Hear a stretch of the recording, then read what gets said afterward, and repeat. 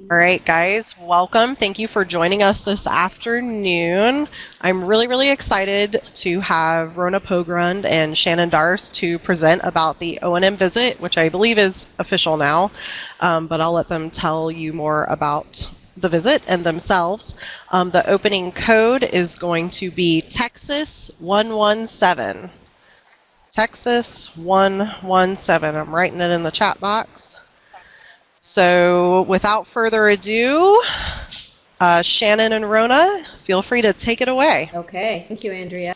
Hi, everybody. I'm Rona Pogrund, and I am a professor at Texas Tech University, and I currently coordinate the TBI program there. I am a TBI and a POM, Certified O&M Specialist. I used to coordinate the O&M program at Cal State LA before back to Texas, where I grew up. So we want to share with you today. Let me introduce Shannon. Ooh, sorry, Rona. What? It's you guys are sounding choppy again. Uh-oh, what do we do? Did you guys change microphones by chance, or Okay. What did you guys do last time? So I have a sneaking suspicion that if anybody happens to have their microphone on, it may cause an echo, which causes what it sounds like would kind of be a bump on the other end. So if everybody mutes their microphones except for us, that it was crackling when it was just Andrea and me. So that's what I'm saying. Even Andrea needs to mute her microphone. well, Yeah, I did have it muted and it was still choppy. do you want me to try to get a external mic from somebody? Let's see. If you go up to where the microphone is and do adjust microphone volume, maybe that will.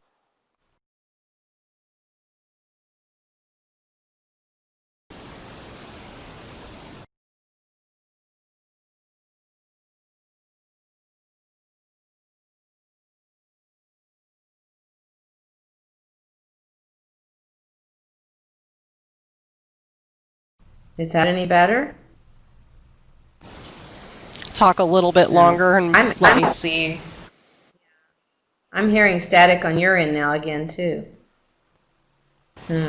You sound much better on. Oh, you sound choppier. Okay, well, should we try it? Should we proceed?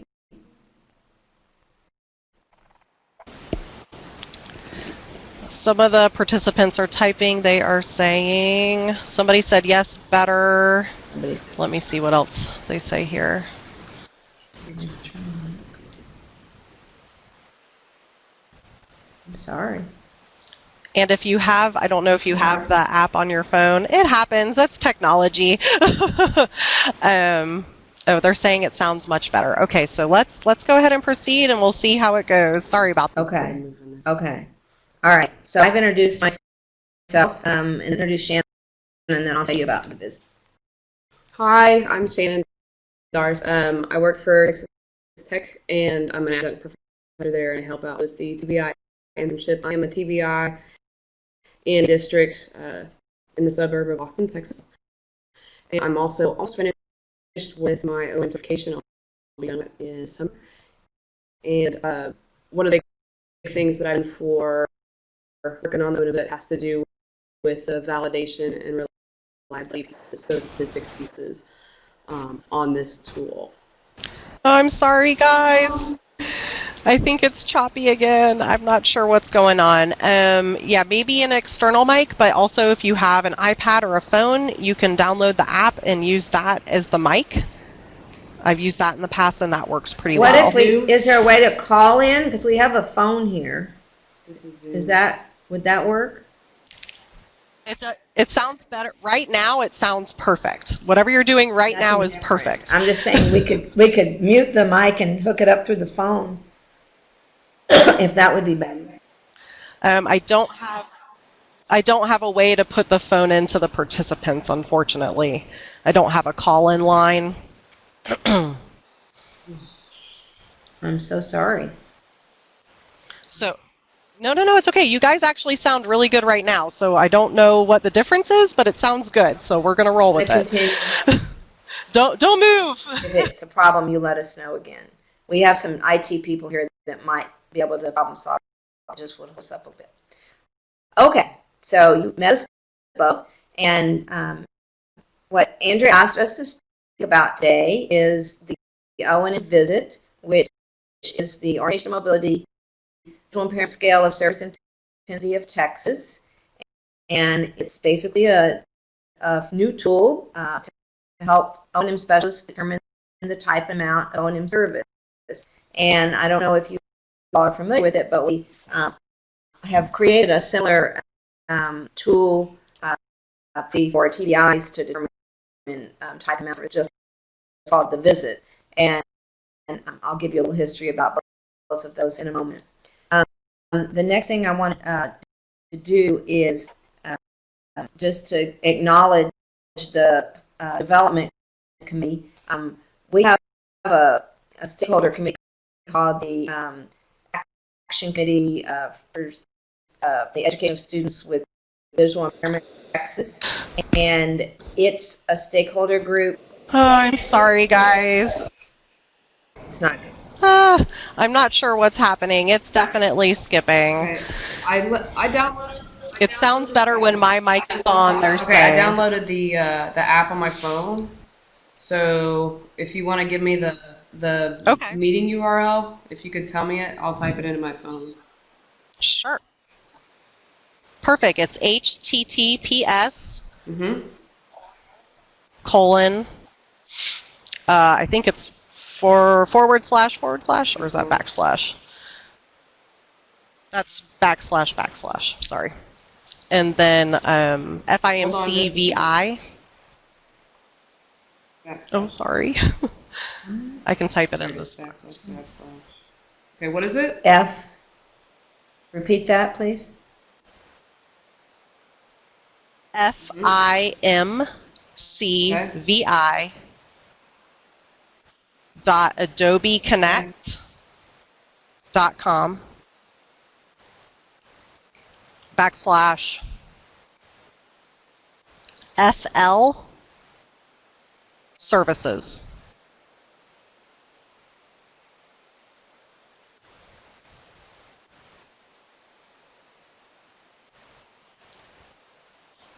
I typed it in the chat box there. Oh, FIM. FIM. It's forward slashes, I thought. Forward slashes, sorry. Alright. I always get them mixed up.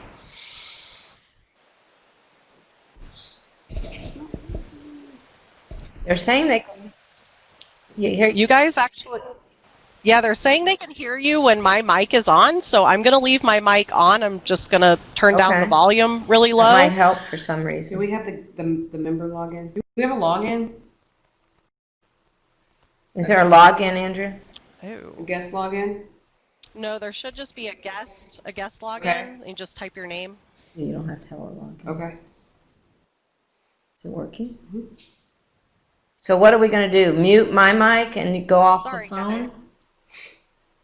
Are you able to hear me? You got it. So let me get you, Shannon. I got to make you a presenter. There you are. Make you a presenter. So now you have mic rights. There should be a mic in your app on the left-hand side. Who's coming through there? Connect my microphone. How's that? Can you hear? Yes, I can, but I'm not sure if it's Rona's mic or Okay. your mic. No. That should be. Now I can hear myself. Well, I need to Okay. mute. Need to mute that. Okay, so that's muted. No, we're getting feedback. That's worse. Oh my gosh. Hold on. Mute. If you mute your speaker on the computer, that should help too, and your mic. Okay. Now, better? Yay, we can hear you guys. Thank I you can't so hear much. them. I'm sorry about that. I'm going to turn it up. Okay. Now we can hear you, right? Yeah, you're good. You're great. Okay. Perfect. So, Can you put your phone on speaker? yeah. I think that's going to, No, just hide it for a I minute. think that's going to be a problem. Well, then I can't hear when they're asking questions. You're just going to have to look down there. So, Andrea, do me a favor. If there's any questions, can you type it into the chat box? I sure can. Okay. I need to be able to hear. Why? Okay. I don't know. There. Just go. Okay, can you hear me now? Is that better? Yes. Okay. Go for it. Let us know. Type something if it's not clear. Okay. Sorry about all the technology. Yay, technology. All right. So this is the list of the people who participated. You've been looking at it, so I don't need to read those names. And we'll just move ahead. Sorry. To the next slide. So the first thing I want to talk about is what is the O&M visit. And as I said, we're calling it the O&M Visit, but it stands for O&M Visual Impairment Scale of Service Intensity of Texas. And it really is a tool to assist O&M specialists in recommending the type and amount of service, O&M service for all of their students. We don't have separate tools for different types of students. This can work on any type of student. And it comes out with recommendations for both direct intervention and for collaborative consultation. So you end up with two different scores that lead to the amount of time, and we'll demonstrate what that is in a minute. The whole focus of the O&M visit, just like the TVI visit is on student need. It's based on individual student needs who for each student, what comes out of the evaluation process. And we'll probably say that multiple times because this is not an evaluation tool. It is a way to recommend services, time, and type based on the fact that you've already done good evaluations for O&M prior to completing this tool. Otherwise, it's very hard to identify what the student needs are. Oh gosh, hold on, I need to do that.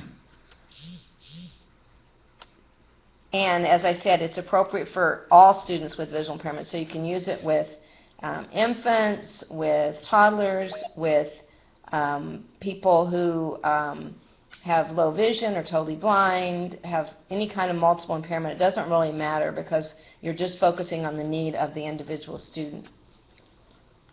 So a little bit of history of the visit. As I said, we created the visit for TVIs, and that was actually started back in 2010. And you can read about our initial validation study on that tool. It's been published in JVIB and the references there. That was the first level of validation study that we did on the visit for TVIs, and that one basically came out that the visit was moderately valid and reliable, and we did it with a small group of TVIs to try to get people who were considered experts to help us go through that initial validation study. So if you're interested in reading about that, that's fine. And then after that, we did a national large-scale study on the visit for TVIs, and that gave us a lot more people using it. Perhaps some people in Florida participated. We had a lot of different states. We reached out across the United States, and we had multiple people use the tool with at least one student and then send us their results, and then they completed a survey for us. So Shannon's going to jump in here and take a second to just tell you about the results of that national validation study. And we just are working on getting that submitted for publication, but it's not out yet. Okay, so the national validation study was completed in May of 2015, and the data was analyzed and shown that the tool was a valid and reliable tool for determining type amount of service for itinerant TVIs. So basically the consequential validity, which is talking about the intended and unintended consequences of the tool, and the use of the tool was supported by 87% of the participants. They said that the tool's results matched their professional judgment regarding student need and recommended service time. And that 87 of the participants also stated that the tool's results directly translated into the type and the amount of service that they would have recommended based on their professional judgment. And those numbers translated into significant consequential validity. For social validity, which is the acceptability of and the satisfaction with the intervention procedure or the tool, social validity was supported by 89% of the participants, and 89% of the participants stated that the visit was easy to use to help determine service time, and 93% of the participants said that they would use the visit again in the future, which also supported social validity. So that again was another piece of significant validity, social validity. And then content validity, which is probably the most important piece of the validity statement. We were able to look at each item on the tool and then the instrument as a whole, looking to people who we considered to be experts and then other people using it, said that each item that was on the tool was relevant and that the tool itself was relevant to finding student need.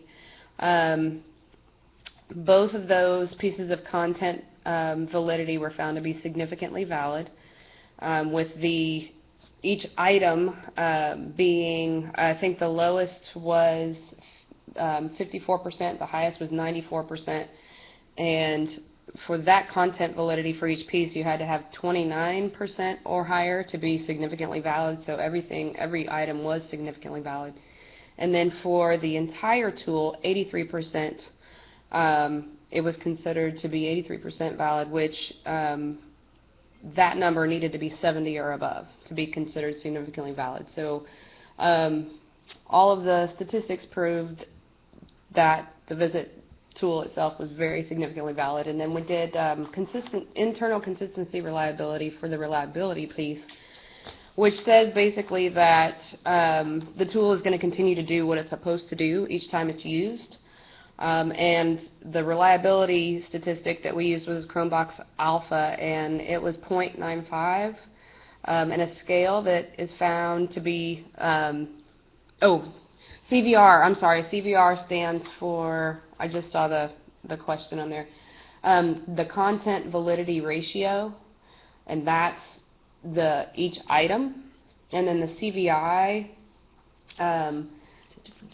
is known as Content Validity Index.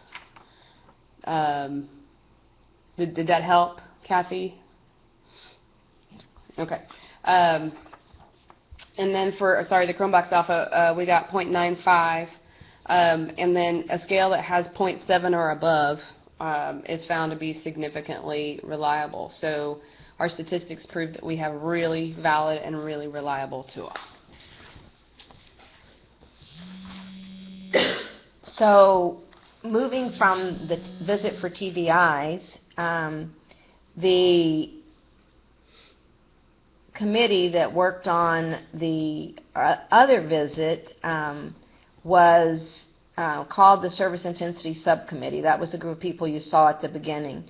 And that group, we went back to the larger stakeholder group, and they were like, we want one now for the O&M field. We want a comparable tool. And so we took that one on, and we decided to actually design it very similarly and use the same format as we did with the visit for TVIs.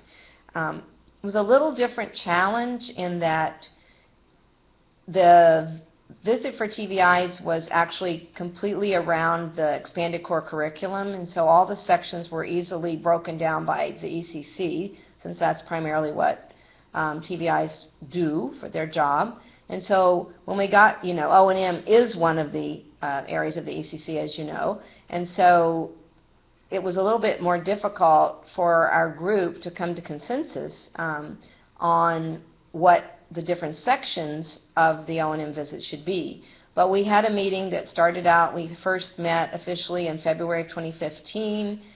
We completed a first draft of the protocol in June of 15. We did an initial field test with some comms here in Texas in September of 15. Based on their feedback, we revised the protocol further in October. We pilot tested that first draft starting in January of 16.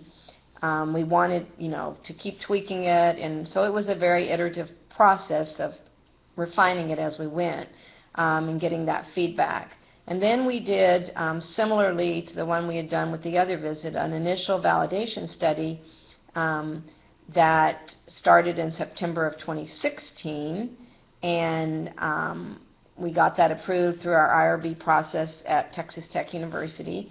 And the O&M visit tool and surveys were distributed in January, and so the users had a semester to work on it and use it with at least one student, and they completed their data collection. We got our data collection by May of 17, and we just analyzed that last summer, and we actually presented this the O&M visit for the first time more officially after the study, where we had a little bit of validity and reliability information at the AER International Conference, which is where we connected with Andrea.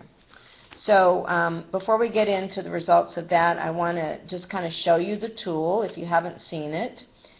This is just the format to get familiar with it. This is the first page of the O&M visit, and if you look at what's on the screen now, there across the top you have an arrow that says type of O&M service, and there's two columns. One is direct instruction from the O&M specialist, and the other one is educational team support / collaborative consultation. And as a committee, when we worked on both tools, we all felt really, really strongly that collaborative consultation should be part of every TVI and O&M specialist role to some capacity. And so we feel like that a lot of times people are doing that collaborative consultation, and some of our study results are showing that, but they're not counting it in their time and their effort and their hours that they're spending doing it. So this will give you a score for and a recommended time for both areas. And if you look underneath each column, there are specific numbers with brief explanations. 0 being no need at this time, 1 being low need, occasional support and maintenance of skills, 4 being medium need skills but lower priority, generalization and fluency development. 7 would be high need, it's a priority, complete mastery of introduced skills. And then 10 would be a very intense need, which would be obviously a big priority, which is acquisition of new skills. So those would be the direct instruction categories that you would score each area that is listed under the skills, which I'll get to in a second. And then if you look under the educational team support and collaborative consultation, we have the same 0, 1, 4, 7, 10 with descriptions of when you might give teacher and or family support. And one of the things you'll see throughout this tool is that family is included everywhere, because we feel that's really important to be involving families in whether you're an O&M specialist or a TVI.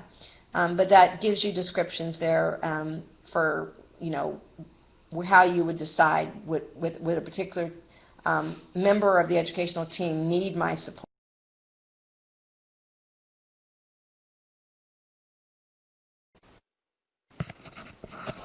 Guys, hello, we lost ya. We are not hearing anything right now.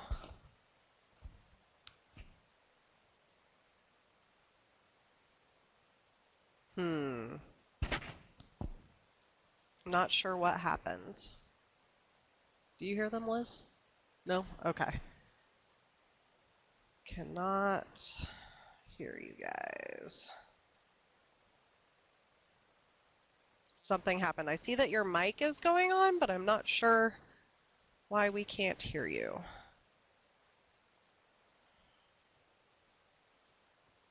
Yeah, they only hear me. Oh, there you are. There you Okay, are. let's try Okay, that. we're back. How's that? Okay, sorry about that. Keep going. Keep going. Okay. Keep going. Leave it. So if you look at the skill areas on the left side, this is just an example. The first large heading is purposeful movement, and under that we have motor skills, basic skills, and cane skills. And all of that kind of comes under purposeful movement category. So you would go through for a particular student and be looking at, do they have any no need up to intense need in the area of motor skills? And the examples that are given there are not exclusive. They're just to give you an idea, and they all end with an et cetera, so there might be other things. Crawling and creeping and walking and gait patterns, and basic skills were things like guide techniques and protective and alignment techniques, and then cane skills, obviously the different cane skills. So, but you don't, that just gives you an idea of what we're talking about, but not necessarily what you would, you know, there might be other things within that category. And if you look at the bottom, it says page total for direct column. So we have this available in a PDF that automatically adds up all the numbers for you. And so when you use that, you don't even have to use your calculator or your math skills. It'll just add it up on each page, and then at the end it totals the whole thing for both columns. Is it meant to be used for math skills? Well, it's somewhat sequential, but not necessarily. That's not really the point of it, because you have to, in your evaluation, have decided what needs a student has, and what order it would go in. So that's not really necessarily in a sequential order, just to answer that question. Okay, let's move on now that you've seen what it looks like. I'm just going to briefly go through the different areas of that are just like we started with the purposeful movement, motor skills, basic skills, cane skills. These are the other areas that that are included on the scale. So we have communication, which is receptive and expressive, and the only reason that's included is because as it relates to O&M, and so it would be receptive language in that can the student understand when you say stop or wait, or are they able to communicate in any way? And so it's all around O&M, because we obviously aren't doing a speech and language evaluation here. Then we have concept development. That's a large area. The subcategories are body awareness, directional positional, spatial awareness, comparative, environmental, and map and tactile graphics as an area. And each one of these on the actual scale has a description of what we're talking about. Then we have assistive technology for O&M, and we broke that down into optical devices, so if they're using a monocular, something like that for O&M. Low-tech devices would be a cane, visor, compass. High-tech devices might be a GPS system, things like that. So that's the category for AT. And then we have a section on critical thinking and problem solving. And under that we have route planning, recovery strategies, unexpected events, a lot of that kind of where you have to use your problem-solving skills. Environmental analysis, what's going on here, and then street crossings obviously take a lot of critical thinking and problem-solving. Then we have a section on sensory efficiency, which includes visual, auditory, tactile, and additional sensory systems. It was getting so long that we kind of, as a committee, decided to lump proprioceptive, vestibular, olfactory, and gustatory together, although each of those could be its own separate section. So if they have a need in there, then you would just have to specify it when you're working on your goals and objectives. We have a section on transportation, which is the familiarization and the planning part, and then the actual utilization and implementation of using public transportation. Health and safety is included because of sometimes our students do have needs in the area of health and safety, and health might be, can they manage their diabetes on a lesson? Do they know, are they prepared for that? Is that something we need to work on? Do they have safety procedures? How do they deal with handling, safety in the community? Those are the kinds of things that are there. And then we have a whole other section on related ECC areas because, as you know, in O&M we overlap with a lot of things that TVIs do and that the students need that come up on O&M lessons under the umbrella we included social interaction skills, self-determination skills, independent living skills, rec leisure skills, and career ed, because there might be things that the O&M specialist has to do based on the child's needs in many of those areas. So you would think of it from the perspective of the O&M specialist. And then after you fill out a page, or some of them are on 2 on 1 page, of all those areas, you come up with this last page, which is where, if you're using the automatic PDF version that adds up the points, you'll have a number that comes up. And before you get the final number for each one, there's a couple of contributing factors that we have built in. We're going to have to go back and play. So let me talk about those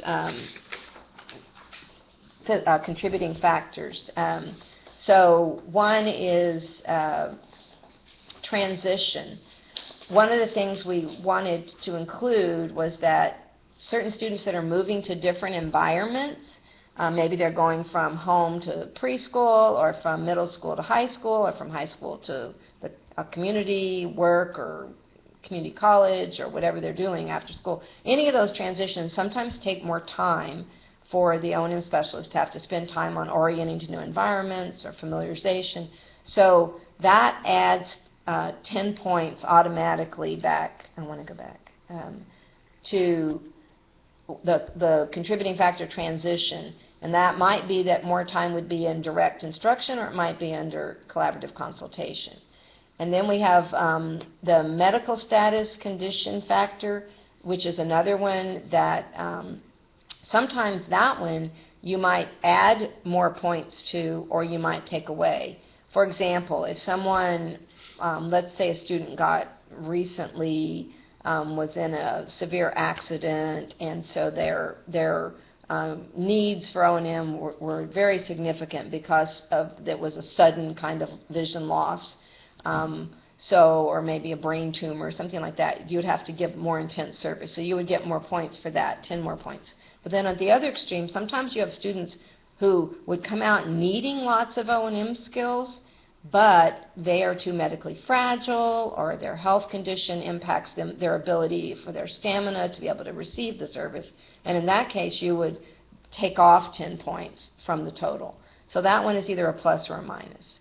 And then the last contributing factor we looked at was time-intensive instruction, because we realized that sometimes if you're working, let's say, on bus travel, and you're going to have to drive somewhere and get into the community and spend time taking a bus, it's not going to necessarily correlate to the intensity of need. So if you're working on anything that's going to take longer than typically you would do on a lesson, then you would add 10 points for that. So let's go back again. Go back? Yeah, go back.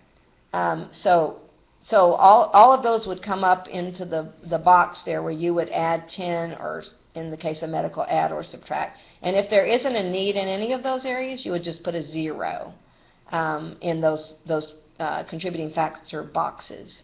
And that'll all end up with letter E at the bottom, eventually adding up to what the total point score would be, and we'll see in a minute how that translates to service time. And then all of those areas would also be considered the column subtotals, and then those 3 contributing factor areas. But then there's one more for the team support, which has to do with families.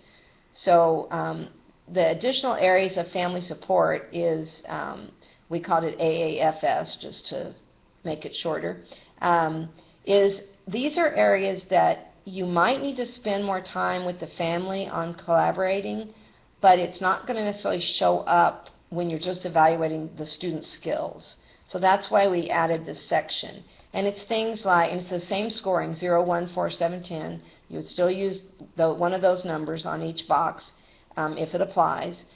Consistency of educational concepts across school and home settings. So let's say you're working on a communication system or a routine, or you're adapting some materials and you need to go into the home and spend time with the family so that they are implementing that. That might be a need area. Connecting families to outside agencies and support services, facilitating active family participation in special ed meetings and medical visits. Sometimes we do that. where they're having trouble interpreting medical information. Assistance in overcoming cultural or language differences. That's an issue in a lot of our students in Texas, where it takes more time on the service provider to spend with those people. And then strategies to support family members in bonding and interacting with their child. That might be if you're working in a home with an infant or a young child. So then let's go back again to the, you'll see that at the bottom down there on J, that's where that number would come in based on what you came up with on that, the additional area of family support. Then you'd end up with two specific scores that come out. For K. For K, yeah. You have E and K. All right. So those scores will come in the column, the third column that it says total, box E, from direct service column.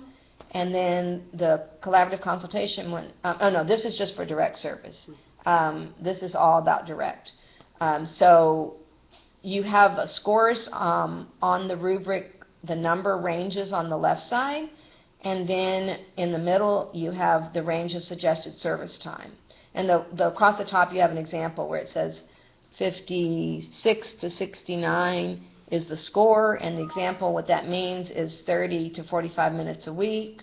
And so this O&M specialist decided, well, I'm going to recommend 60. That's the total. What? Oh, I'm sorry. That's the total score was 60, so it fell in that range. And then the amount of service time in minutes per week is 30 minutes per week. And it's up to the O&M specialist to recommend how those minutes per week are broken down. And if you look below the chart there, it says explanation and justification for recommended amount of service time. So that's where you explain how it's going to be distributed. Is it going to be 30 minutes 3 times a week equals 90 minutes per week, or 1 hour per month equals 15 minutes per week? So that's where your professional judgment and you knowing the situation of the student, what you would recommend. And then at the very bottom, there's also a suggestion, a place that if the IEP team decides that for whatever reason this amount of recommended service time is not appropriate at this time for that student, you can still have a place to say why or why not, and give, why did the discrepancy occur, and you can explain that. Because ultimately all you're doing as an O&M specialist or a TVI is making recommendation to the IEP team. It's up to the IEP committee to make a determination of what's going to actually go into the IEP. So that's what we have that for. And then we have a similar scale for the collaborative consultation. It's a different set of range of numbers for the scoring, but it's the same process where you write down how you're going to distribute it and then if there's any difference. So that's kind of the overview. Shannon's going to hit some frequently asked questions next. You might not be able to see those, but she'll read them or talk about them. Okay, so again, like Rona was saying earlier, we're going to be saying this over and over and over again. Who can we use the O&M visit with? Can the O&M visit be used for all students who receive O&M evaluations and require service, as well as those currently on my caseload, including those with multiple impairments, with deaf blindness, or who are medically fragile, or who may have limited travel abilities? What about infants and toddlers? So of course, the O&M visit is designed to determine the appropriate type and amount of orientation mobility services for any type of student, regardless of their visual impairment, multiple impairment, deaf blindness, medically fragile status. It can be used from birth to 22, and it's something that will cover all of, everything that's going to be covered in the recommendation of service time is going to be covered in your evaluation, and that will come out in the way that the tool was designed, so everybody can use it with all of their students. Is it a caseload or a workload analysis tool? Definitely not. It's part of your workload analysis process. So when you sit down to determine how much time you're going to spend with each student, that's what the O&M visit tool is for. It's to determine how much time each student's going to need based on their evaluation data. And then when you get all of your students' O&M visits completed, then you can look and say, well, this is how much direct service time, this is how much collaborative consultation time I'm going to need each week, each month, however that works. And that can help with you figuring out your workload, caseload, scheduling, and all that. But this tool is not to help you determine. Like travel. Yeah, it's not going to help you determine your actual, caseload and how you're supposed to set that up. How do you determine the intensity of your student need? Again, this is the big piece. You use your evaluation data. So make sure you have your O&M evaluation done. Make sure you have all your observations, interviews. All that data is gathered beforehand, and you have all of your evaluation data completed. Then you look at the O&M visit based on those results. Okay, it is not the other way around. The O&M visit is not helping you to determine what your student needs. It's the student need based on evaluation. O&M visit is the tool that you use after you complete your evaluation. Why were there additional contributing factors not included? Why were additional contributing factors not included in the contributing factors section? We've gotten this question before.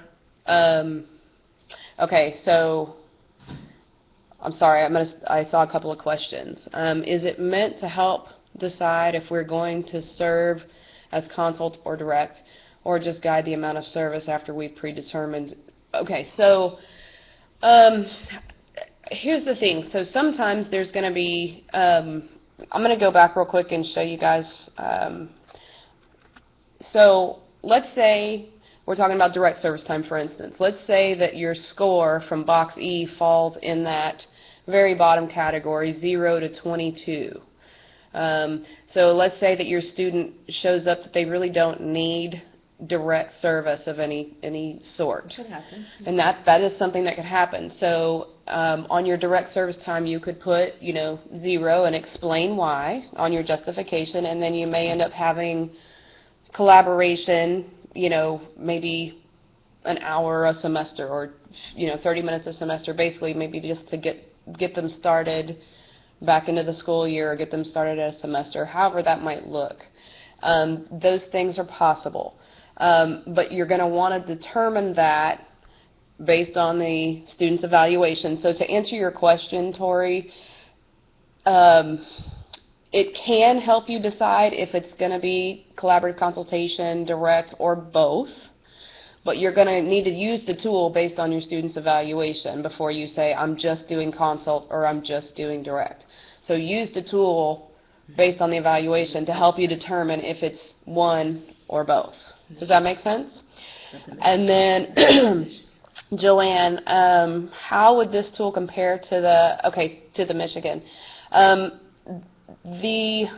One of the biggest differences, that's kind of where we're going with this next question about the additional contributing factors. The way that we've designed the O&M visit and the VI visit is to include some of those other contributing factors, things like age of onset, behavioral concerns, cognitive level, the effects of additional disabilities. Those things are going to show up in your evaluation data. So the only reason that we had those the three contributing factors on the O&M visit, those three are there because you're not going to know, you're not going to have, for instance, bus travel is not going to be included in your student's evaluation. That's not something that's going to come up that you're going to need extra time for bus travel, for instance. So that was one of those time-intensive things that we could not find in an evaluation data piece. The medical condition and change in medical condition, that kind of thing, medical status, even though you're going to be doing an O&M evaluation hopefully every 3 years, some people do it more often, sometimes those medical changes or transitions aren't happening as often as the evaluation, so the evaluation data may not contain that information. So again, we're trying to put the contributing factors into the tool that would not show up in the evaluation data. Otherwise, everything else, as far as like effect on, the behavior issues, the cognitive issues, multiple impairment issues, that all is embedded in your evaluation data and will be, it'll be reflected through your O&M visit. Let me just say one thing here.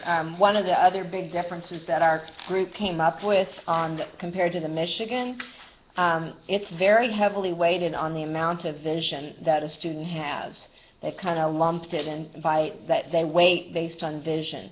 And our group felt really strongly that that wasn't really a good measurement of need, because you could have a student with the exact same visual acuity, the exact same field loss, whatever the diagnosis is, that performs very, very differently, but for a variety of other factors. Maybe they've had life experiences, maybe they have parent support. There are many reasons why a student with X vision compared to another student with X vision would have different needs.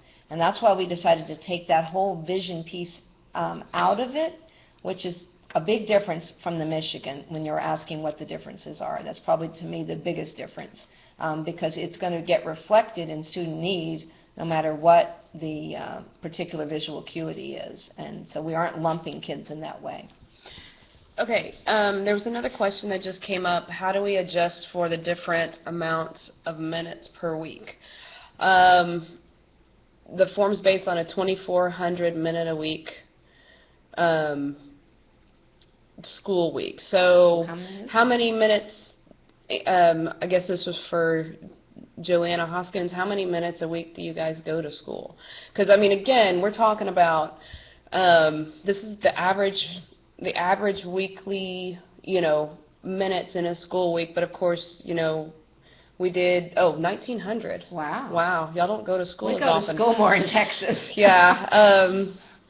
So I guess you have to adjust it down. Well, that kind of changes all the numbers.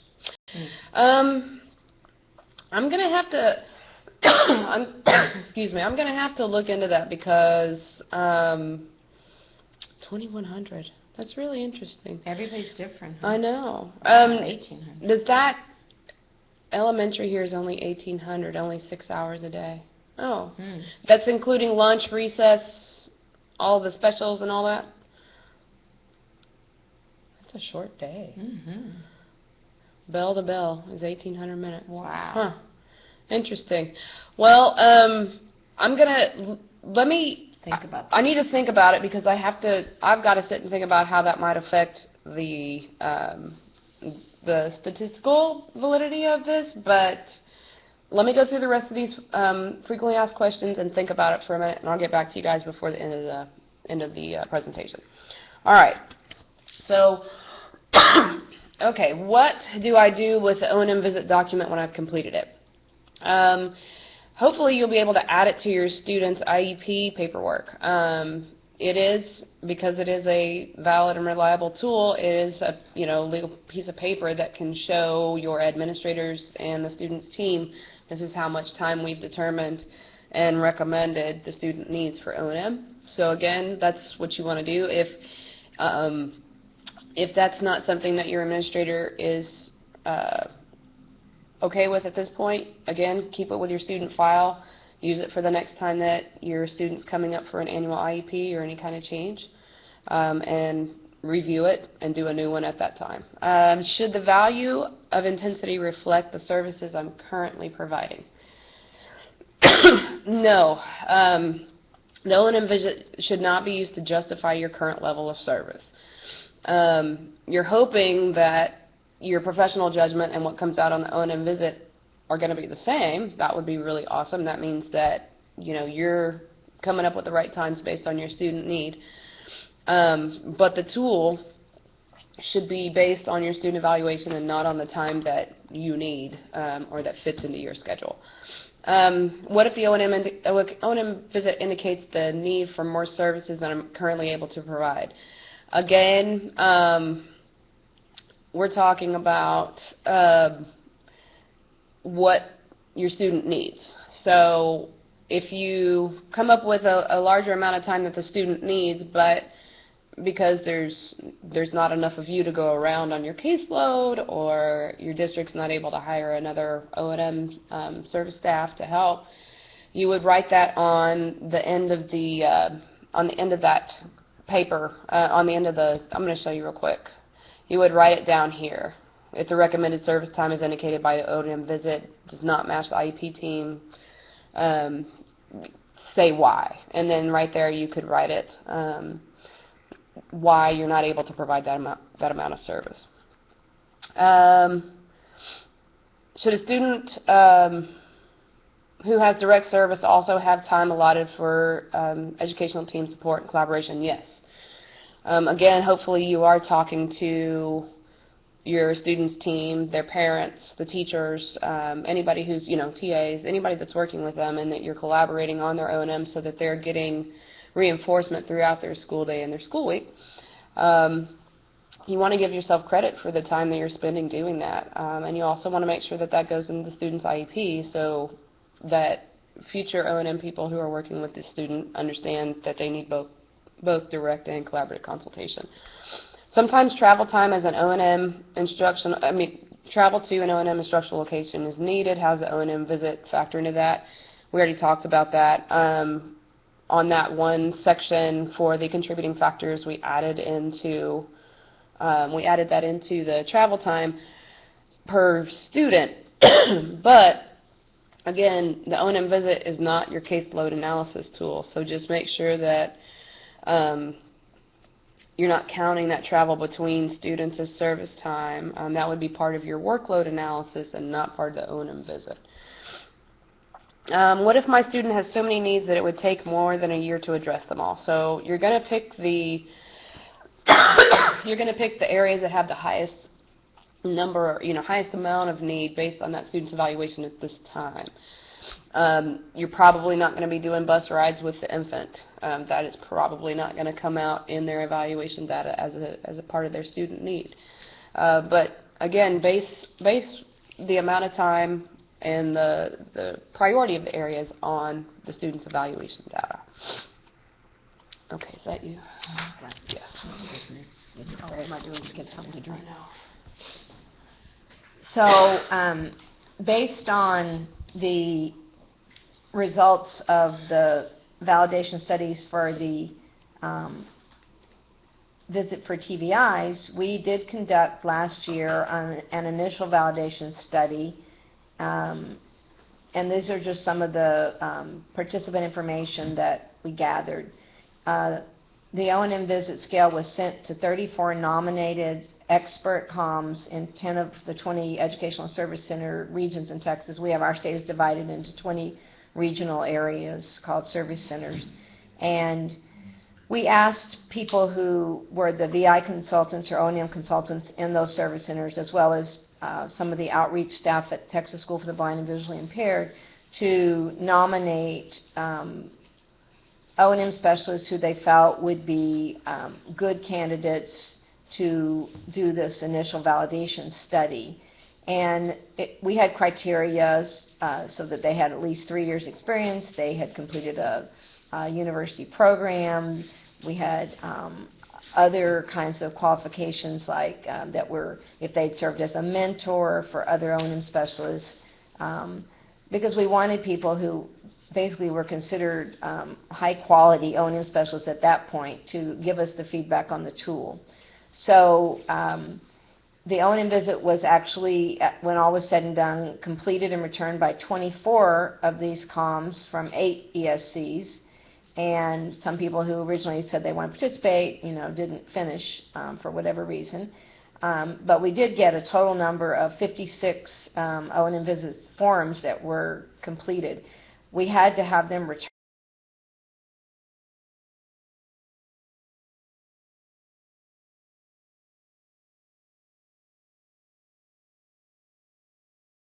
Thank you. Hey, Rona and Shannon, you guys cut out.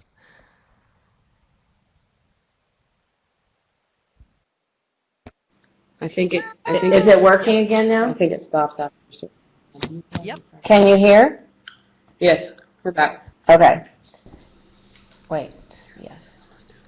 I know. Okay, so we had 56 that were returned, and that validated that, verified that they actually had used the tool.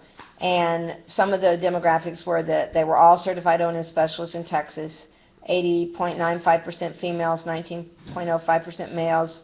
They had experience ranging from 3 to 32 years, so we had some very seasoned folks. And they delivered O&M services in a variety of settings, urban, suburban, and rural. They used it with students ranging from 2 years to 18 years, and 50% of the students involved in the study were female, 50% were male. They gave us student demographics as well.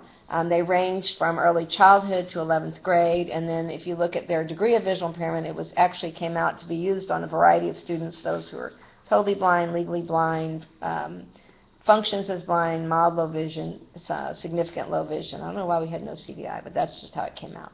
So that's the students that were, and then this I'm just going to put up here, not go through it, but the point is that it was used on students with multiple disabilities, different types of disabilities, and we used basically the federal IDEA categories where they said that the students had these additional disabilities. Okay. I need to go faster. Yeah, we got to go real Is fast. this you? Mm-hmm. Okay. Okay, so we're gonna kind of buzz through this real quick. These are what I was talking about earlier about the content validity. So we needed to find out if these experts felt like everything that was on the O&M visit was relevant to finding student need in the area of O&M based on based on the evaluation. So there were 11 items deemed not at all relevant. There were 112 items deemed somewhat relevant. There were 241 items deemed very relevant, and 247 items deemed completely relevant by at least one participant. So basically, there were a few things on there that there were some of our experts that said, we're not sure if this is really relevant to finding O&M service time. But for the majority of the pieces, the very relevant and completely relevant, those things were found to be, they needed that on the O&M visit to make sure that we had a valid and reliable outcome for our students. So for this initial validation study for the O&M visit, we found the consequential validity to be moderate, social validity to be significantly valid, and then the content validity to be significantly valid on both each item and the instrument as a whole. I'm not going to go through all the statistics just because we're kind of running out of some time, but and then the internal consistency reliability was moderately reliable. So this is about the initial study, which means that once we get to the larger study, which is going to be coming up this spring, hopefully we will find that the tool, we're on the right path right now with the moderate validity and the significant validity areas and with the moderate reliability, but what we're going to try to do is get a larger group. It has to do with the number, right? To survey, yeah, we're going to try to get a larger group to survey to see if it really is valid and reliable. Okay. So we're going to kind of look at some of the questions that we looked at on this initial survey. Was it easy to use? We had 17 responses, and out of those, 15 said it was mostly or completely easy to use. We also had a place for people to give comments.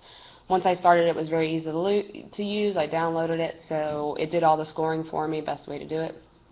It's broken down in such a great way. It facilitates an appropriate amount of service time, but it helps me know how to focus my goals for the following year. So that can kind of help you to see that some people are using it for finding the time and on which areas to focus. Were the instructions clear and understandable? And we asked some of these questions to see if there was anything that we needed to revise before we put the scale out for a larger audience to survey. We got 16 out of 17 people saying it was mostly or completely clear and understandable. So some of the, I couldn't agree more. The instructions were clear, nice and clear, very simple to use and score. So we didn't find anything that we needed to change. So we are not going to change it for the larger study. Were the section descriptions clear and understandable? Again, we had 15 out of 17 say that they were mostly or completely clear. Some people thought a couple people thought it was a little unclear or confusing. And again, the feedback that we got, there wasn't anything significantly, glaring that we needed to change. So again, we're going to keep it that way. Nothing needs to be added, very concise, perfectly done, very helpful. The scoring criteria. We had 14 out of 16 people say that it was mostly clear and mostly or completely clear and understandable. And that was the 0, 1, 4, 7, 10, that scoring. And again, if you read the instructions on how to do it, it's very simple to do. If you just go into it without reading the instructions, it can be a little bit confusing. Done electronically, very easy. I thought it'd be complicated to score, but after reviewing and knowing what to do, see, they reviewed the instructions, it appeared very clear to me. So the additional areas of family support table, was it effective in helping incorporate family needs?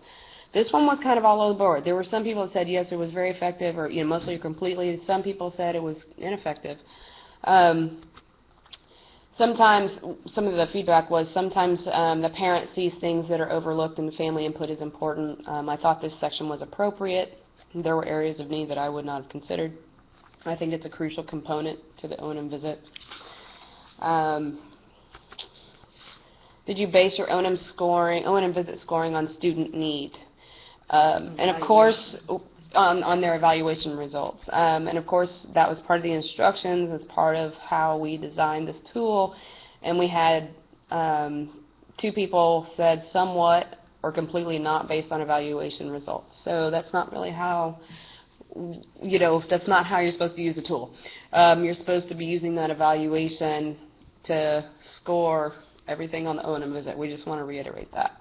It's in the instructions, and anytime that you use it or you show a friend or a colleague how to use it, make sure that they realize the evaluation data is how, what you're basing your O&M visit scoring on. So one of the things that we thought was interesting,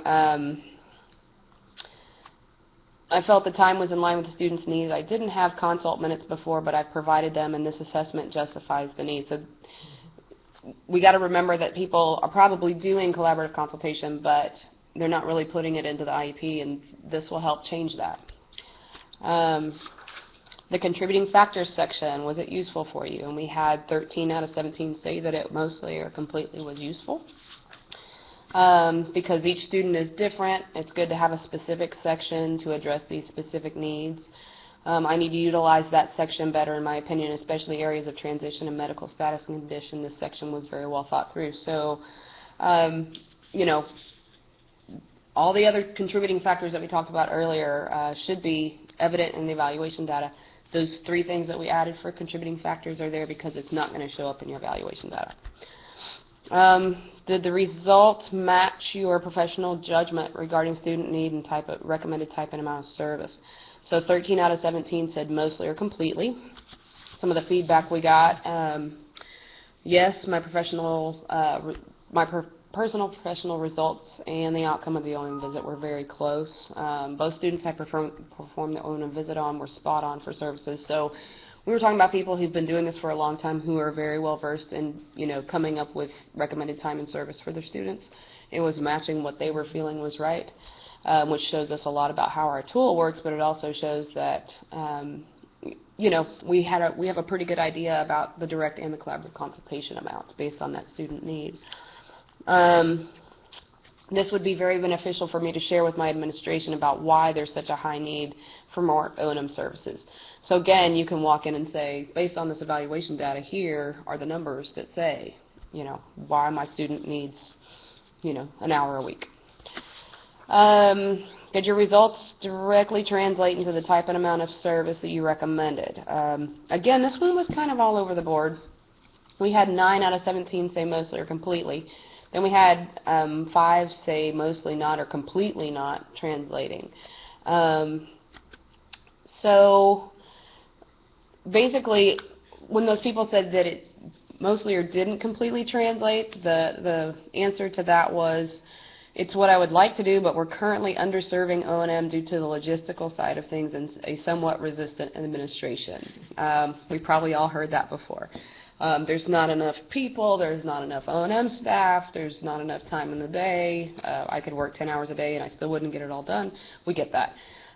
This is just, having the O&M visit there is just more proof for your administration, for maybe even the community, to say, well, we need to put more money into funding for students with visual impairments, for people that need O&M.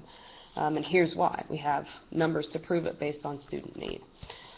Do you currently engage in collaborative consultation? We thought this was interesting because we wanted to ask, when we were coming up with the tool, people were saying, well, why are you insistent on including collaborative consultation? And it's like, well, because we know it's being done, but we know that O&M specialists are not getting credit. They're not being able to document somewhere that they're doing it.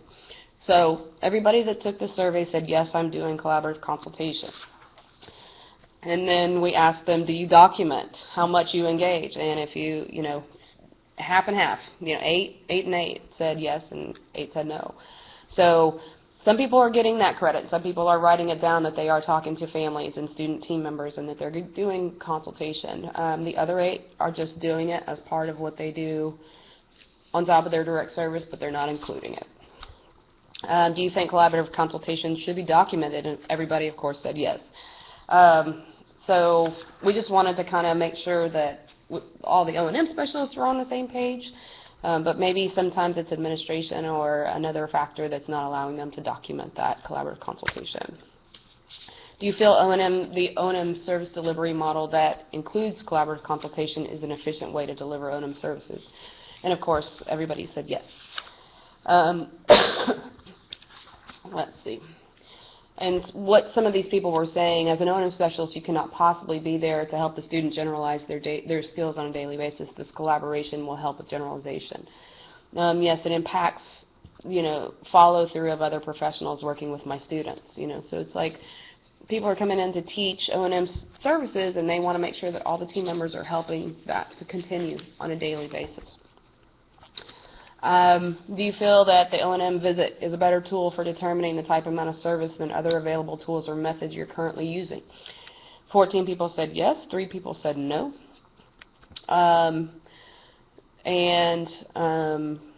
If you answered no, which one would be your preferred method? The Michigan, of course, came up, and years of experience. Some people were saying they really didn't use another tool, but they used their own years of experience. And then, there was somebody who said that it's a beneficial tool for determining service needs, but I feel that there are other methods for determining those needs, and they didn't state what that was. So, kind of an interesting piece of feedback, but again, go ahead. I think most people do still like it. Yeah, 14 people out of the 17 really liked it and thought it was a really effective tool. Do you feel that you'll use this again in the future?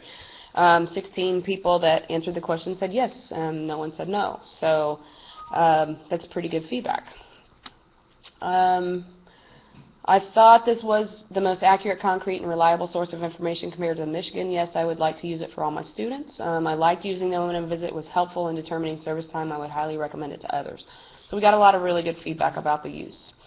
So now we're going to talk about, we're going to actually show you how a sample student, like what it would look like to fill this out. Am I doing this? Yeah. Yours. Okay. So that was just the overview of the study results, and now let's give you a sample student just so you can kind of see how it works. And if the sound cuts out, keep an eye on it in the comments. Let us know. Seems like it doesn't last forever. So this is a student, and I'm going to walk you through her background and then how we did the visit on her, just as an example. Oh, we've got a comment here before I get into that. It's been my experience that consultation and collaboration are defined differently. Is collaborative consultation a combination of the two? Well, collaborative consultation is where you're not just popping in and asking, everything okay, how's it going in 5 minutes. It's much more inclusive in listening to what the other team members are saying about a student, and then how can you work together to solve the problem. So that's the term that we've been using in our Texas Tech program for our students, as well as in the state of Texas, where it's not just that you check on a student once a month for 10 minutes, but that there is some kind of interaction going on with the team members. So I don't know if that answers your question or not. I think people say I'm collaborating, or I'm on, the student's on consult. I hear those kind of terms. We're trying to shift that language to collaborative consultation, but it's probably a similar process. Okay, so let's get into, we have another comment? I don't know. Cut out. Can you hear us? Oh, can you hear us? Is it working? I believe the Department of Ed Matrix book has a definition between the two. Oh, okay. We are back. All right. Let us know if we go away. So let's talk about Ella. Ella is a 12th grade student in a large urban school district who attends all general ed and advanced AP dual credit classes. Her visual diagnosis is high myopia and cone rod dystrophy. Her acuity is 2100 after correction in both eyes. She's been receiving services from a TVI since her 10th grade year after experiencing difficulty accessing educational materials. So she didn't get any VI services until 10th grade. Ella demonstrates appropriate social interaction skills, has many friends due to her involvement in school clubs and activities. She demonstrates adequate travel skills on campus during daytime hours. She's preparing to transition to a large in-state university because she's a senior. Ella would benefit from introduction to cane travel and adaptations for low vision due to the progressive nature of her diagnosis, but she and her family are concerned about missing academic time to participate in O&M lessons. Her O&M evaluation results indicate a need for skill development for night travel, independent street crossings, public transportation, and use of optical devices in addition to basic cane skills. Okay. So we are going to take the O&M visit and kind of walk through it with Ella in mind. And obviously it's a fictional student, so just we'll use our imagination some of the time. So in looking at some of her needs, motor skills, no, that's not an issue. So she gets no need, zeros there. Basic skills is a medium need. She might need some basic, how do I square off if the my vision is not working for me? How do I trail? Perhaps the use of landmarks, but it wouldn't be a big deal part of her time. And nothing in the area of team collaboration. She definitely has a high need in cane skills because she really hasn't had instruction in that. And with her vision progressing and her problems at night, her vision loss progressing and her problems at night, she's probably going to need to spend some time learning cane skills. So you see that the column added up for the page, 11 under direct and 4 under consultation. So go to the next page, and this one is about receptive and expressive language, and you can see the more detailed explanations here of those. That's not relevant for Ella, so she got zeros on all of those. She can talk just fine. Also, the area of concept development, not issues around body awareness, directional, positional concepts, or spatial awareness. She's got all that down. She's a higher functioning person. That's the same slide we need to go to. It is? Yeah. Assistive technology for, I think it was, for O&M. That she had some medium needs. We're thinking using her monocular, using some optical devices in the community. She's low-tech devices, she would need a cane perhaps, and maybe some other kind of night lighting devices. High-tech devices, she probably would be introduced to global positioning systems and how to use apps on her phone for orientation purposes. So those were considered medium needs. Not so much the optical devices, maybe just so her family and teachers know how she's using the device, but it wouldn't be a very high need as well. And it's probably the same thing with low need for her other team members to know what she's doing on O&M. Wouldn't take a lot of time. Then route planning. she's a pretty smart gal. She probably, still has enough vision to be able to figure out routes. She does probably need a medium, some skill generalization on recovery strategies, how do I handle emergency situations, things like that, night travel out in the community. So that got weighted a little more. Environmental analysis, she still has enough vision to be able to see traffic patterns, and she's been around long enough using her vision to know what street crossings look like and things like that. So I don't think she'd need a lot of work in that. And then street crossings, she will need some just in terms of the actual physical part, particularly if she's going to be traveling at night where her vision is not as good. In sensory efficiency, visual needs, she has a medium need. Auditory, learning how to use her hearing. Some of the auditory training skills would be important for her for when she can't rely on her vision, but not so much for the team. Tactile, that was kind of a low need, just maybe cueing her in to pay attention to surface changes and in the community when she's traveling, things that might be clues for her if her vision's not working for her. She doesn't have proprioceptive, vestibular, kinesthetic, those kinds of needs. Transportation, yeah, that's going to be a medium need to learn how to plan bus trips or travel in, a subway or whatever, wherever she lives. And then actually utilizing those skills for public transportation would be important for her as well, but not so much for her team members. That would be more a direct service. Health and safety, not many needs. Safety just in terms of her emergency protocols and what she needs to do out for being safe if she's by herself in the community, those kinds of things. Taking care of her personal belongings. She's very social, so her ECC area of social interaction skills is not important. Self-determination, she seems pretty well, assertive, takes care of her needs, so that's kind of a pretty low need.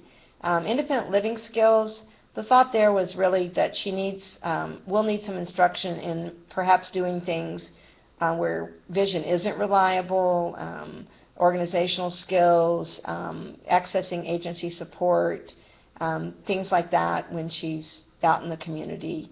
Rec leisure, she's involved in clubs, not so much. Career ed, she's got a plan to go to college.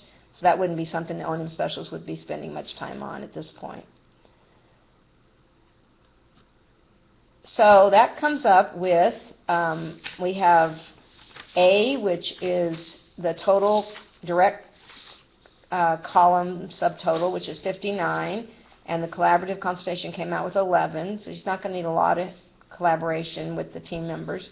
She does need some direct. We thought that transition, we gave 10 points to both because there's going to be some, orientation to perhaps her new campus, if she's going to go to college the next year, working with the other teachers, in supporting that, her transition. And then she didn't have medical needs. We did give 10 extra points for direct instruction on time-intensive instruction because she will be doing some bus travel and things like in the community that are going to take longer. And we already have a problem with getting her out of class, so we're going to have to build in some time perhaps after school to work on those skills.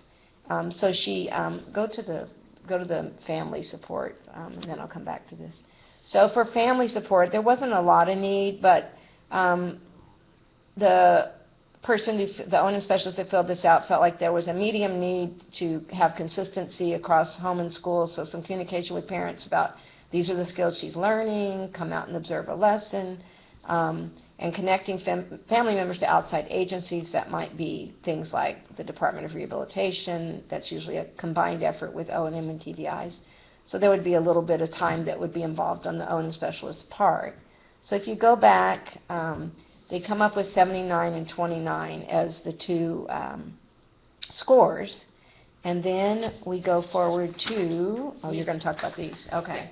Shannon's going to show you how they pop in. If you would use the electronic version, which I highly recommend, the scores automatically populate into the direct and the collaborative consultation pages.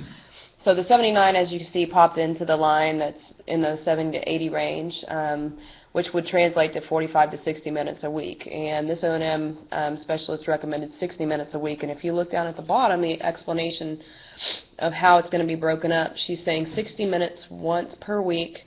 Maybe longer periods will be needed for transportation lessons or community-based instruction as appropriate to prepare for transition. The lessons will be scheduled outside of school hours in order to accommodate Ella's desire to stay in classes and to address night travel.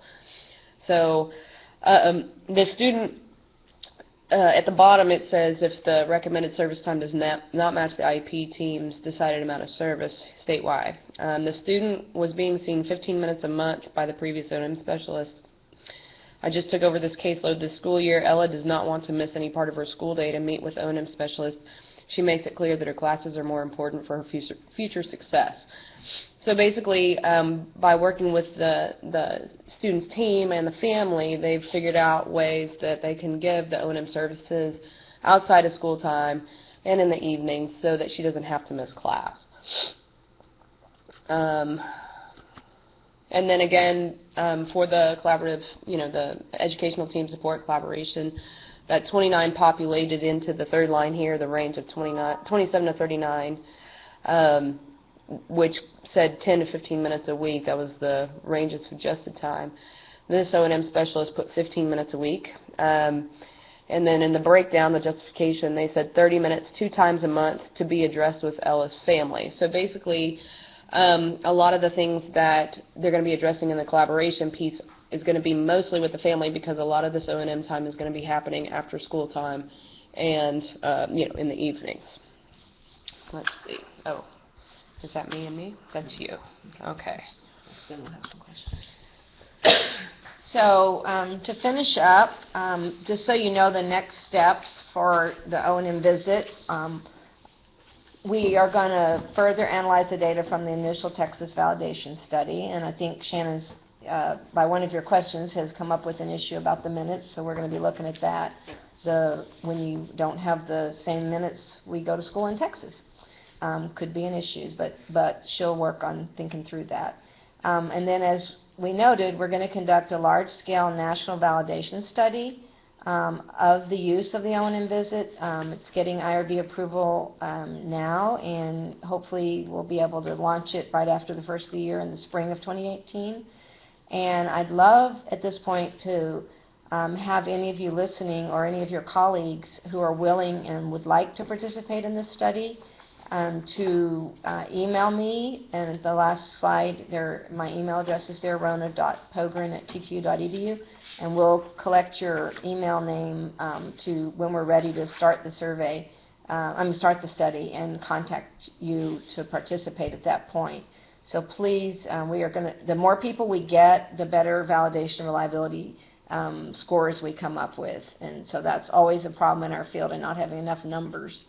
So if you know of people that would be willing to participate, just shoot me an email and I'm going to keep track of those. So that would be a way you can help us as well as get familiar with the tool.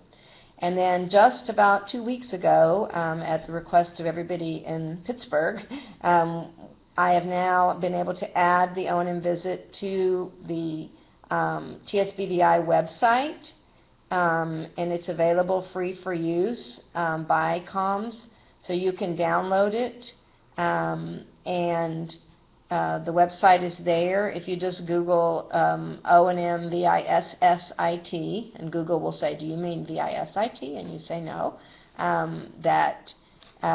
you can get a copy of it. You can download a PDF version that has the electronic scoring, or you can download a Word version if you want to print it yourself and write on it, either way.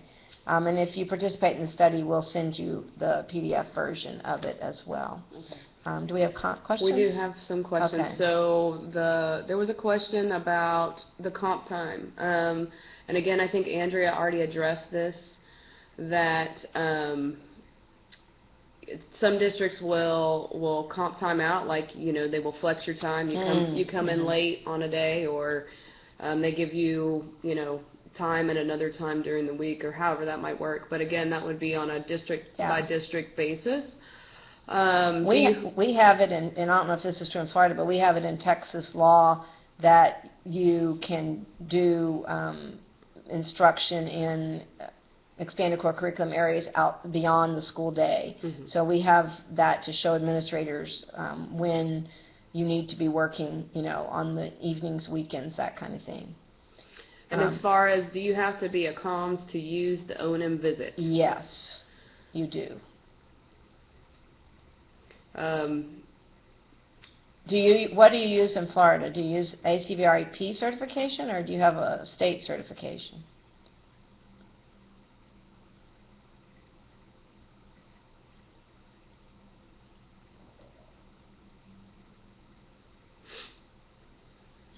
People are responding. We have some teachers Who are endorsed by the DOE. Florida Department of Ed, and then we have comms as well. I didn't even know there was a difference. Well, Yeah, no, so in there's Texas, the Texas law is that if you are going to serve as an O&M specialist in Texas in a district, you have to be comms certified. But for the purpose of the visit, if you're endorsed by the state of Florida as an O&M specialist, that's fine. Yeah, I mean, you can Yeah. use the tool. Yeah. It's not like you're restricted from using it if you are not comms certified. But for it to go into, like here in Texas, for it to go into, a student's IEP, they have to be, Right, but other states have their own certification, so that's fine. Right. No, that You can that's use fine. it. You can use What it. we don't want is people who haven't gone through an O&M program and aren't really qualified. But if you have a state certification or a national certification, that's fine. Right. I didn't realize that was the way you did it in Florida. Yeah. I know California has their own. They don't use ACVREP. Okay, are there other questions? We might have missed a couple, so if we didn't answer your question, ask it again.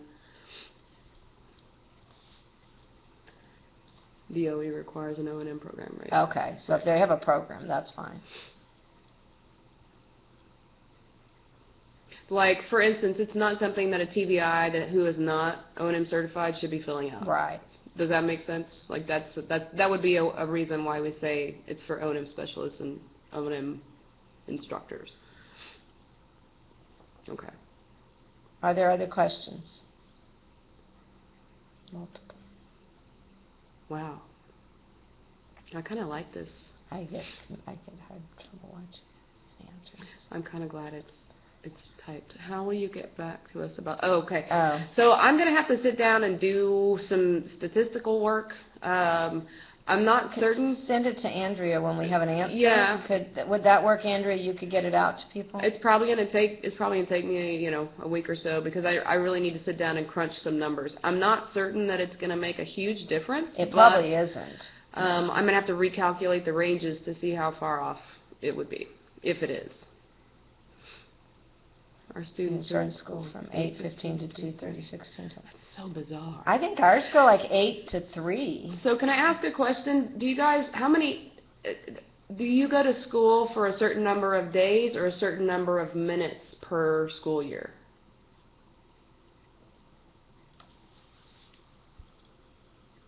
Oh, look at that. 186. Oh, it's different by district too, not by state, huh? Wow. That's interesting. Yeah, so here in Texas, it's 188 days of school time, plus they actually go by minutes, not days. So, yeah, let me see how, let me just kind of crunch some numbers. But that's going to be different in every state. It is going to be different in every state. But let me see if it's going to be a huge discrepancy.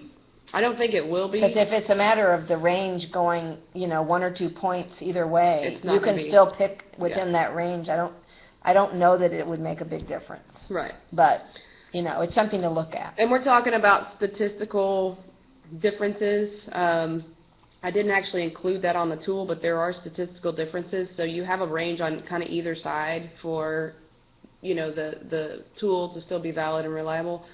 I can provide that for you guys if you need it once I kind of come up with those minutes to see if there's a big change in the range. Okay. All right. Any other questions? No, look, there's people typing.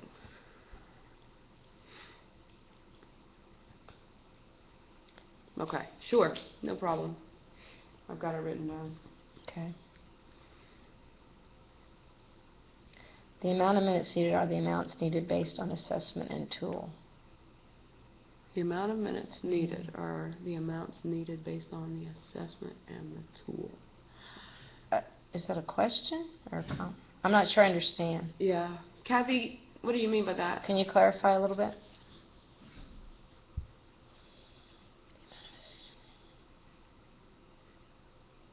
Because I think, I I don't don't think think it will be different from 24 to, yeah, I tend to agree. it's going to be a little bit different, but not, the ranges probably won't be that far off. And I just want to make sure that it's still within a statistical difference so that your guys are not telling your administrator something that's not true. Don't want to do that. Okay.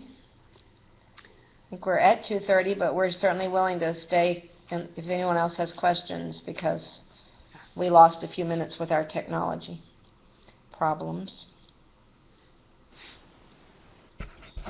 No, it's 3:30. Okay. Yeah. Oh yeah, 2:30 here. Sorry. Yeah. Central Time. Different time zone. Everything's different with the time in Texas. It looks like you guys.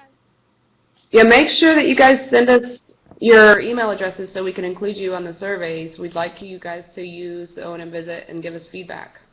That'd be But really, at this point, you can get it to start using it, and from the TSBVI website, and follow the directions. The instructions are there. Read through them, and what you can say to administrators at this point is that it is moderately valid and reliable. yeah.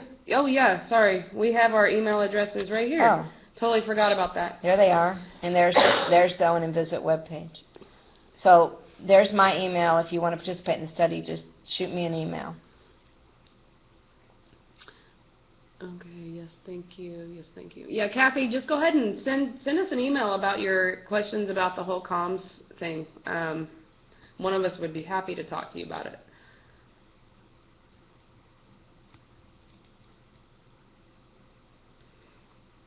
Who should I email? Email to participate in the study. Will this PowerPoint be on? That's it, Andrew. That would be me, rona.pogrund@ttu.edu. Yeah. But if it comes to Shannon, she'll forward it anyway. Yeah. So it doesn't really matter. That's a collective email. That's an Andrea question. Well, the questions about the comms and then participate in the study. Okay, yeah, both. Just go ahead and send them both to Rona, and then We'll share. yeah, for sure. Okay. The PowerPoint is available for download in the files pod. Okay. To those asking is available. Yeah. And there's more. There's some more detailed information on the O&M Visit website on TSB's on where it's housed online, on top of the information that you would have gotten from our PowerPoint. So if you want to know more about it and read the, really read the directions and everything, go to the O&M Visit website on the TSB site, Texas School for the Blind site. I'm unable to download. For some reason, I don't know. Oh, she's talking about her PowerPoint. Oh, that PowerPoint. That's yeah. their problem. Andrea can. Yeah. I help them don't there. have the answer for that. I don't either. Hmm. I can send it out, no problem. Mm. Okay. I see them, but it's not giving me an option. Okay. Cool. All right. Technology. Any other questions?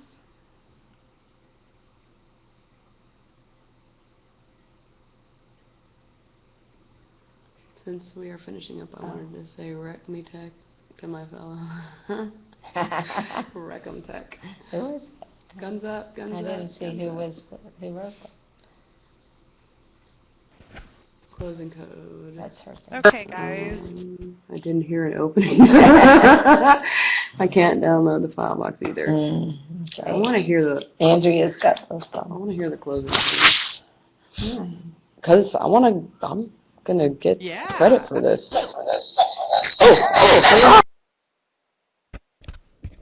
Whoops, sorry about that. I didn't give enough warning time. All right, guys. Thank you so much, Rona and Shannon, for taking time to speak to our Florida O&M specialists and teachers. We had about 38 people on the webinar, and I had emails earlier asking if it was going to be recorded. And of course, it is being recorded. So I will share this on our website probably tomorrow. I'll put a link on there of the recorded version. For those of you asking about how to download from the Files pod, if you click on the file, it will highlight it in blue, and then there's a little drop-down menu to the right there, and it will say, do you want to download the file? So you have to click on the file you want to download, click on the drop-down box, and it'll say download file. So that's all you need to do, or there should be an option to download below, a little button that says download files. So hopefully that helps solve that problem. Okay, are we done? I Closing believe you code. guys are. Thank you so incredibly much. And I know everybody's dying for that closing code. So 1 second, I'm going to give you guys a poll so we can report this back to the FDOE. Let us know how FIMC is doing, providing services, how Rona and Shannon did. They did an awesome job, of course. And those of you Florida teachers, if you want the points, you need to complete the follow-up project, which is also available for download in the Files pod. If you have trouble accessing it, just email me directly, awallace@fimcvi.org. So go ahead and complete this real quick, and then I will give you guys that wonderful, magical closing code.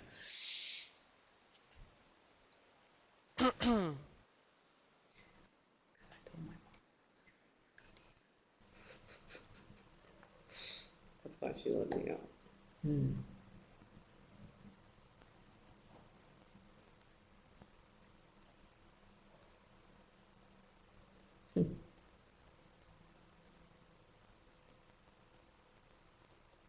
Hey guys, sorry, my Adobe Connect crashed right at the end on my computer.